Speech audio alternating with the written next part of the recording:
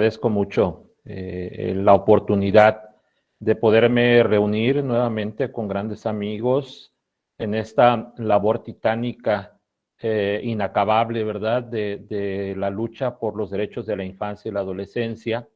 Y quisiera yo arrancar esta tarde, pues dando los agradecimientos respectivos por la coordinación de este precongreso centroamericano por los derechos de la infancia y la adolescencia, y desde luego a las instancias organizadoras, a las instituciones organizadoras, por un lado el Instituto Interamericano de Atención a la Familia, eh, agradecer a Proyecto Ángel México, que también participa en ello, la Universidad Rubén Darío y por supuesto el máster en Derecho de Familia e Infancia de la Universidad de Barcelona, y ADIA, que como ya comentaban hace un momento, impulsa desde hace ya varios años, no vamos a decir cuántos, pero sí muchos años, impulsa los congresos mundiales precisamente sobre derechos de la infancia y la adolescencia.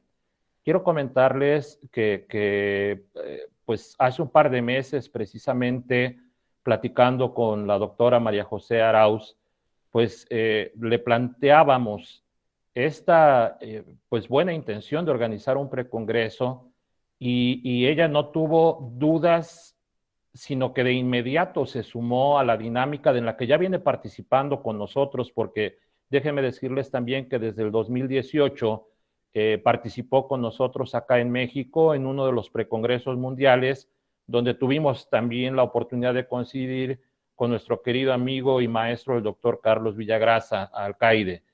Así es de que María José no titubeó y de inmediato asumió la responsabilidad de coordinar un evento de esta naturaleza, que sin duda pues es una labor enorme la que hay que realizar, y que además se suma a la cuestión de coordinar tecnológicamente todo este evento, y que pues obviamente a veces no somos nativos digitales y pues evidentemente nos cuesta un poco más de trabajo.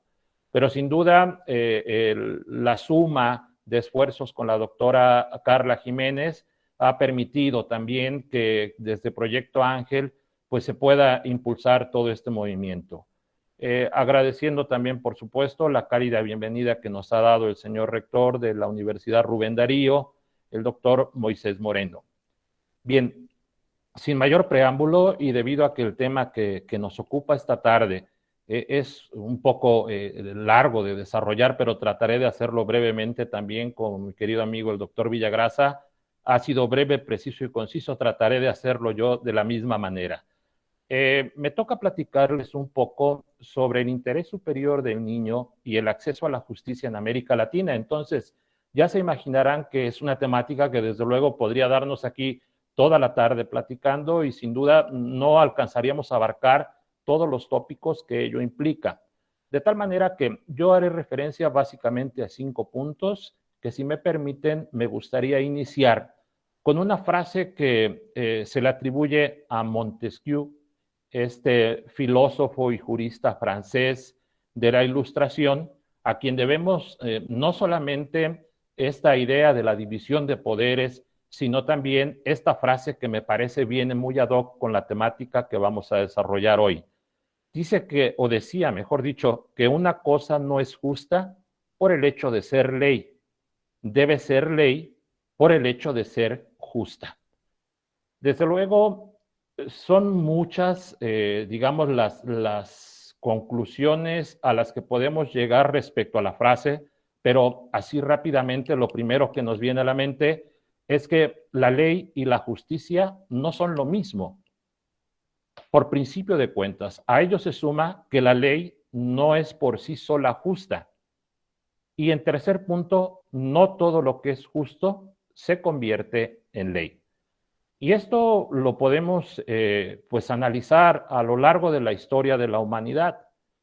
¿Cuántas situaciones, sobre todo ahora en contexto de pandemia, hemos visto que afloran como una verdadera manifestación de lo que es injusto, y la ley es rebasada por este tipo de situaciones? El acceso a la educación del que hablaba el doctor Villagrasa se ha visto limitado precisamente porque las leyes son rebasadas en una situación como esta. Así es de que no todo lo que es justo se convierte en ley, sin embargo estamos trabajando en ello. La ley no es por sí sola justa, y esto es indiscutible. Se requiere, por supuesto, de ese plus, de ese fin último que busca el derecho y que es alcanzar el valor supremo de la justicia. Y el primero de los puntos que comentaba, la ley y la justicia no son lo mismo. E históricamente, aunque no deseo hacer yo un repaso filosófico respecto al tema, pero sabemos que desde los presocráticos se analizaba ya esta idea de justicia y desde luego se hacía la distinción en torno a la ley. Así es de que, pues dándome la tarea, digamos, de ir complementando esta exposición, pues el planteamiento que tendríamos que hacernos para explicar todo esto en esta tarde es qué es la justicia. Un planteamiento sin duda filosófico y aún así inacabado, no se ha terminado de construir porque seguimos trabajando en ello, pero es una pregunta interesante y de una respuesta demasiado sencilla si acudes al diccionario, la Real Academia Española, de la lengua española, define, ¿verdad?, la justicia como un principio moral que lleva a dar a cada uno lo que le corresponde o le pertenece. Esta visión, desde Tomás de Aquino, ya se tenía con cierta claridad. Si hablamos entonces de que la justicia es un principio moral, habría que agregar entonces lo que uno de los filósofos más destacados de la actualidad, como Jürgen Habermas, plantea. Y es que Habermas dice que la moral tiene una sustancia igualitaria y universalista que se traslada al derecho. Es decir, la justicia está permeada precisamente de esa intención de igualar y de generar derechos que tengan carácter universal, bajo la idea de lo que es la dignidad humana, es decir, derechos humanos. Y precisamente esta tarde estamos hablando de derechos humanos de niñas, niños y adolescentes, porque no podría ser de otra manera. En este sentido, lo que podemos decir es que la ley dentro del corpus juris internacional, por excelencia en materia de infancia, pues sin duda es la Convención sobre los Derechos del Niño, que a más de 3 décadas sigue construyendo todo un andamiaje para precisamente alcanzar una tutela efectiva de los derechos de los niños.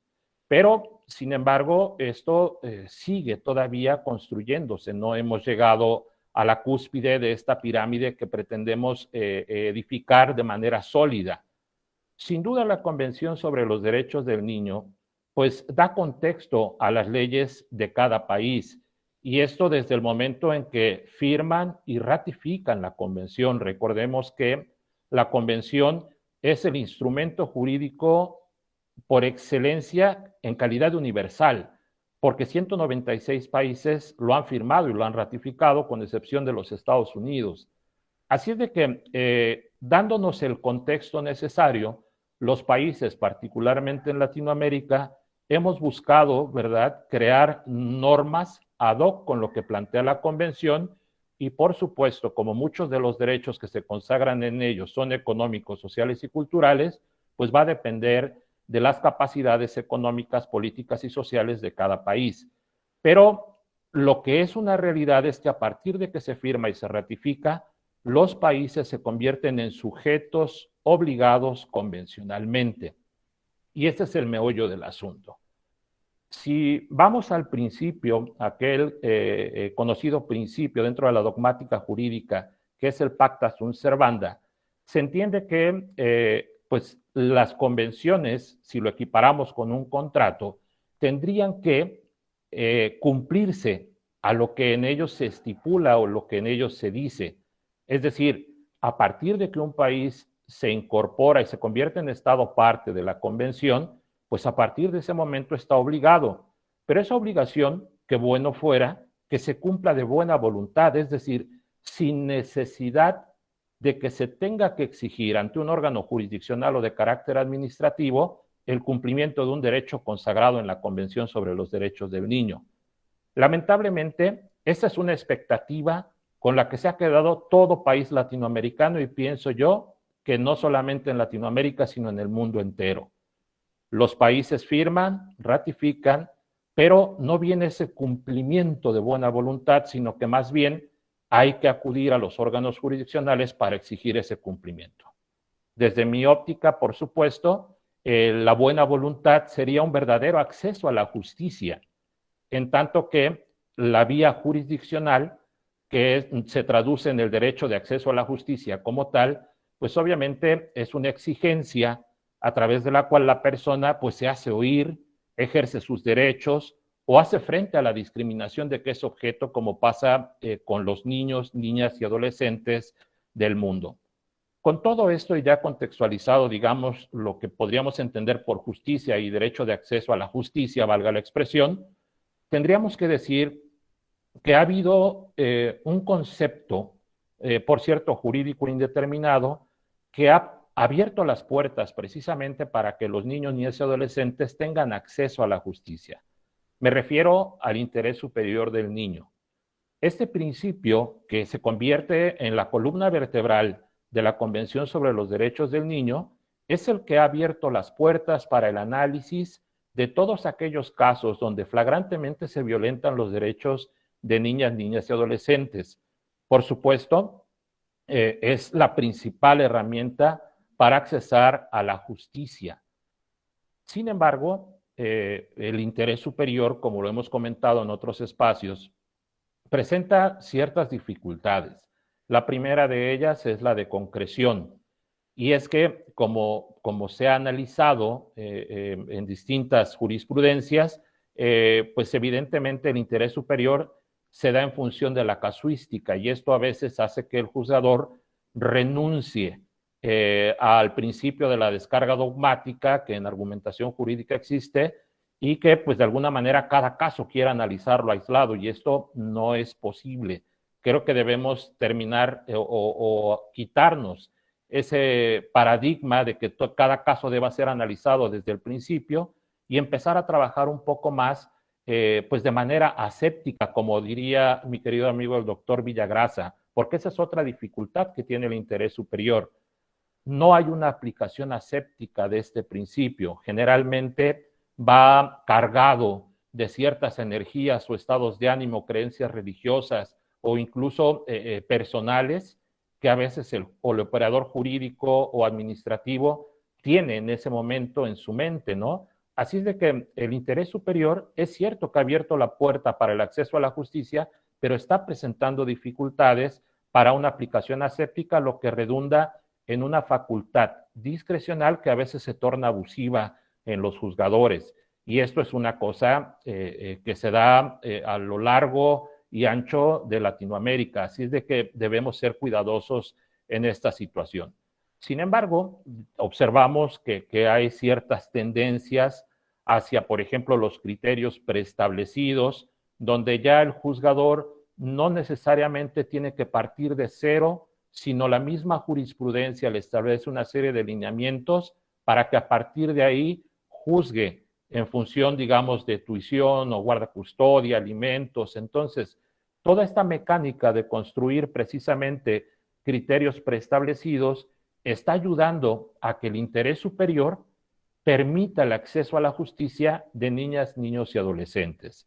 Por supuesto, también observamos que hay una mayor presencia de los menores en los procedimientos de distinta índole familiar.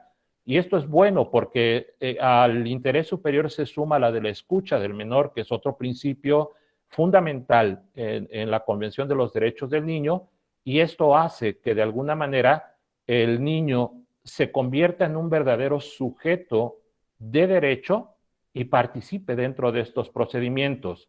No obstante, debo decirlo también, la autonomía progresiva o la capacidad progresiva está sirviendo como una justificación para no otorgar crédito a la palabra de los menores, que muchas veces no se queda más que en lo que dijo el menor y no se toma en cuenta en las resoluciones. Desde luego, hay muchas y honrosas excepciones, juzgadores que toman todo esto con la seriedad debida y que, por supuesto, procuran ese interés superior del niño. Y ya por último, ya para cerrar también, eh, ¿hacia dónde debemos caminar en América Latina para garantizar el acceso a la justicia de niñas, niños y adolescentes? Y por accesar a la justicia me refiero no necesariamente a que se acuda a un órgano jurisdiccional, sino como lo decía yo hace un rato, si el Estado es un sujeto obligado, cumpla de manera voluntaria con sus obligaciones. No hay necesidad de que le exija yo que brinde educación.